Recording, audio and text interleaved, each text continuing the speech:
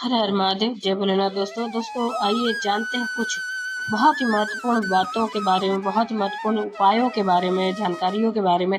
पूज्य गुरुदेव के श्रीमुख से उन्हीं की कथा के दौरान जब वो बता रहे थे, तो कुछ अंश को मैं यहाँ प्रस्तुत कर रही हूँ। तो चलिए सुनते हैं उन्हीं के श्रीमुख से बहुत ही महत्वपूर्ण जानकारी। संतान नहीं हो, किसी नारी की गोद अगर, स्त्री की गोद अगर खाली रह जाए तो भी दुख होता है उसको कि मेरे घर में औलाद नहीं, संतान नहीं। पंच पुष्प में से एक पुष्प पारिजात का फूल, जिसको हार श्रृंगार का फूल भी कहते हैं, जिसको शिडली का फूल भी कहते हैं। पारिजात, हार श्रृंगार, ऊपर से सफेद, नीचे जो उसकी डंडी होती है वो थोड़ी नारंगी होती है, संतरे के कलर की होती है। रात्रि में खिलने वाला ये फूल, रात्रि में जो फूल खिलता है, ये शिव कथा कर रही है। जिस समय पर संतान की प्राप्ति नहीं होती या किसी कारणवश, किसी कारण से हमारे यहां वंश की वृद्धि नहीं होती, तब देवाधिदेव महादेव की आराधना पारिजात के फूल से करी जाती है। अब उस पुष्प को चढ़ाने का एक तरीका है, जरा ध्यान दीजिएगा। पंच पुष्प शिव महापुराण की कथा आप लोग सुनने के लिए बैठे हो, बड़ी आस लगाकर बैठे हो, उसको समझिए। पारिजात का जो फूल शिव जी को चढ़ता है, भगवान देवाधिदेव महादेव को चढ़ता है, जैसे ये शिवलिंग है, मान लो ये शंकर भगवान का शिवलिंग है, ये जलाधारी है, ये जल नीचे गिरने का स्थान। आप लोगों ने पहले कथा सुनी है ना सबने, आपको सबको मालूम होगा। राइट में गणेश जी का स्थान, लेफ्ट में कार्तिकेय का स्थान, बीच में अशोक सुंदरी की जगह। जहां पर यह शिवलिंग रखा है वो माता पार्वती जी का हस्त कमल, शिवलिंग के रूप में, शंकर भगवान के रूप में यह शिवलिंग है। ऊपर से जो एक एक बूंद जलाधारी नीचे गिरती है वो शंकर भगवान की 5 लड़कियां, जया, विषहरा, शामली बारी, दौतली और देव, ये शंकर जी की 5 बेटियां हैं। वंश वृद्धि के लिए, कार्य सिद्धि के लिए, वैभव प्राप्ति के लिए, या अपने हृदय की सुख समृद्धि के लिए, संतान प्राप्ति के लिए पारिजात हार श्रृंगार के फूल की शिव जी को आराधना होती है। हार श्रृंगार का जो पुष्प होता है, अशोक सुंदरी वाली जगह पर हम पारिजात के पुष्प को समर्पित करते हैं। उसकी डंडी का जो मुख है वो शिवलिंग की ओर होता है जब अपन अशोक सुंदरी पर चढ़ाते हैं, और फूल का मुख इधर होता है। वापिस उसी पारिजात के पुष्प को उठाकर हम माता पार्वती जी के हस्त कमल पर, जो गोल हस्त कमल है, वहां समर्पित करते हैं। उस जगह पर माता पार्वती जी की ओर से जो पुष्प समर्पित किया जाता है, उसकी डंडी पारिजात की हमारी ओर होती है, पुष्प का मुख महादेव की ओर होता है। तीसरी जगह, जब हम पारिजात के पुष्प को अशोक सुंदरी पे से उठाकर जगत जननी के हस्त कमल पर रखते हैं, हस्त कमल पे से उठाकर देवाधिदेव महादेव के शिवलिंग पर रखते हैं, उस समय पर पारिजात के पुष्प की डंडी शिवलिंग के ऊपर होती है और फूल का मुख अपनी ओर होता है। इस जगह पर पारिजात के पुष्प की डंडी के केसर से ही महादेव को त्रिपुंड लगाया जाता है और महादेव से प्रार्थना करी जाती है। अब पारिजात के फूल का केसर कैसे बनाना है वो भी एक बार आप लोग अच्छे से समझे। जैसे मान लो अभी पारिजात का तो फूल यहां पर नहीं है, पर आप टीवी पर दर्शन कर रहे होंगे। पारिजात पुष्प की जो पीछे की डंडी होती है, फूल सफेद और पीछे जो डंडी होती है नारंगी कलर की, केसरिया की, उसको तोड़ लिया जाता है। तोड़कर ऐसी 25-50 फूल की पीछे की डंडी को तोड़कर उसको रख दिया जाता। उसको धूप में नहीं सुखाते, केवल घर में उसको एक कटोरी में या थाली में रख दो, वो धीरे धीरे सूख जाएगा।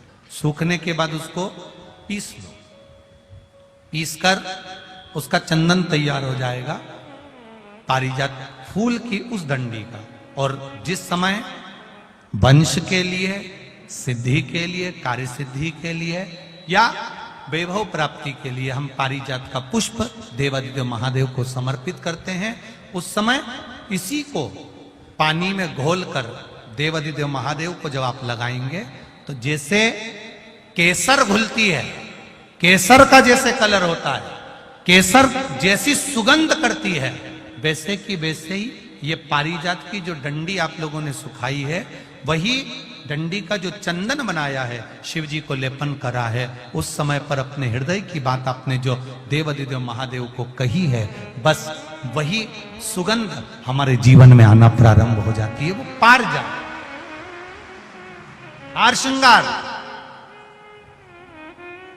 अब जरा ध्यान दीजिएगा, हार श्रृंगार के पुष्प, पारिजात का जो पुष्प है, सोमवार की अष्टमी पड़ने पर यदि हम देवादिदेव महादेव की पारिजात के फूल से आराधना करते हैं, स्मरण करते हैं, तो उसका फल भी हमें अधिक प्राप्त होता है। पारिजात का पुष्प, हम तो यहां तक कहेंगे अगर आपके यहां हार श्रृंगार का पेड़ लगा हो, पारिजात का पुष्प यदि आपके यहां होता हो, रात को खिलता है, सवेरे मिलता है, ऐसा पारिजात का अगर वृक्ष आपके यहां लगा हो तो प्रयास कर लो। 12 महीने शिवरात्रि आती है, बोलो आती कि नहीं आती? आती है ना 12 महीने। 12 महीने शिवरात्रि आती है। कैलेंडर पर एक गोला बनाकर रख देना कि हमको ये शिवरात्रि आई है, हर महीने की शिवरात्रि तुम्हारे ध्यान में रहेगी।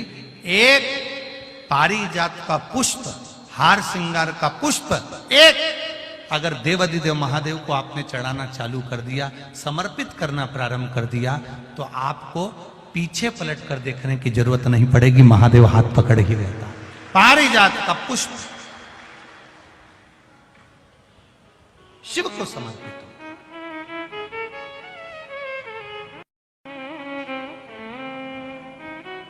सफेद कलर का पुष्प है, आप टीवी पर दर्शन कर रहे होंगे, केसरिया कलर की, नारंगी कलर की उसकी डंडी है, भगवान शिव को समर्पित पारिजात।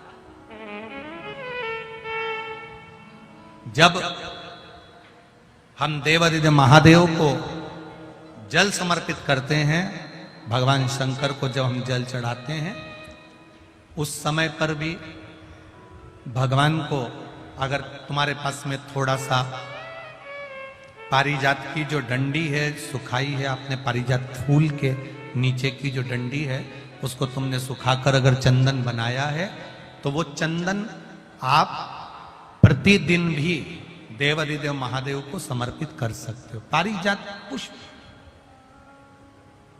एक बात और हमारे स्मरण में, भगवान शिव को जो ये 5 तरह के पुष्प समर्पित करे जाते हैं, इन पुष्पों की डंडी जो पीछे लगी होती है, इसको तोड़ा नहीं जाता शिव जी को चढ़ाते समय, इसका स्मरण आपको रहे। 3 शिवालय ऐसे हैं जहां पर पारिजात के पुष्प को समर्पित कर देने से, भगवान शंकर को अगर पारिजात का पुष्प समर्पित किया जाता है तो मनवांचित फल की प्राप्ति होती है। पहला, मां नर्मदा से निकला हुआ कंकर नर्मदेश्वर महादेव। अगर कहीं नर्मदा जी के कंकर से शिवलिंग बना हुआ है तो मां नर्मदा के शिवलिंग पर पारिजात का पुष्प समर्पित होता है। दूसरा, जो शिवालय एकांत में हो,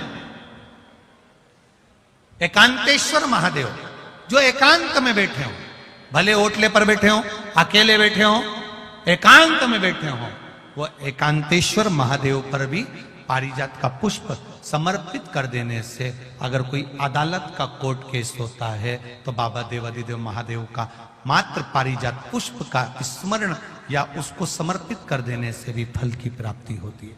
तीसरा, ऐसा शिवालय जो नदी के तट पर हो, सरोवर के तट पर हो, कुंड के तट पर हो, बावड़ी के तट पर हो, कुएं के तट पर हो। आप सब लोग तो ग्रामीण क्षेत्र के निवासी हैं और जितने लोग भी कथा सुन रहे हैं आस्था चैनल पर, फेसबुक, यूट्यूब पर, सबके स्मरण में होगा, पहले हमारे जो पूर्वज होते थे वो कुआं बावड़ी के पास में शंकर जी का शिवलिंग रख देते थे। ध्यान में होगा, जिसको स्मरण में होगा उसको मालूम होगा। शिवलिंग लाते थे और जहां कुआं होता था, बावड़ी होता था, तालाब होता था, नदी होती थी, उसके तट पर, उसके पास में शिवलिंग रख देते। कारण क्या है? किसी जलाशय, कुआं, बावड़ी, तालाब, नदी, सरोवर, इसके पास में जो शिवलिंग होता है उस शिवलिंग को बहुत सिद्ध करने की जरूरत नहीं होती। स्वयं गंगा मैया उस कुंड बावड़ी के रूप में रहकर शिवलिंग को सिद्ध कर देती है और वहां स्वयं विराजमान हो जाती है महाराज। वहां पर भी यह हार श्रृंगार, पारिजात का पुष्प शिव को समर्पित किया जाए। 3 जगह ऐसी है जहां कभी मौका मिल जाए और तुम्हारे पास में पारिजात का फूल हो और कहीं तुम्हें मिल गया, तुमने आज्ञा ले ली, हम ये पुष्प ले लें क्या, और लेकर अगर आपने चढ़ाया है तो उसका फल जरूर मिलेगा। पारिजात, हार श्रृंगार का पुष्प। चंदन भी प्रयोग कर सकते हैं उसका, चंदन। तो उम्मीद करते हैं जानकारी आपको अच्छी और उपयोगी लगी होगी। अगर अच्छी और उपयोगी लगी तो एक लाइक छोटा सा अवश्य करिए। आप पहली बार मेरे चैनल पर आए तो मेरे चैनल को सब्सक्राइब करिए, बेल नोटिफिकेशन अवश्य दबाइए जिससे आने वाले वीडियो आपको समय से प्राप्त होते हैं। दोस्तों कोई भी प्रश्न या सुझाव कमेंट बॉक्स में लिख सकते हैं। फिर मिलते हैं दोस्तों एक नई जानकारी के साथ नए वीडियो में। तब तक के लिए जय भोलेनाथ, हर हर महादेव, श्री शिवाय नमस्तुभ्यम। धन्यवाद दोस्तों।